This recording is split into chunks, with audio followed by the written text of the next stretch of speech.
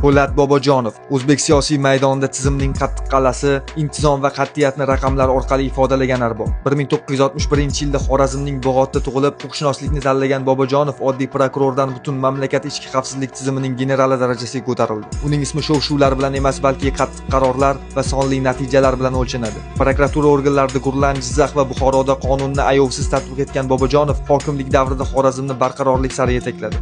2017-yildan esa Ichki ishlar vazirligi rahbarligini qo'lga oldi.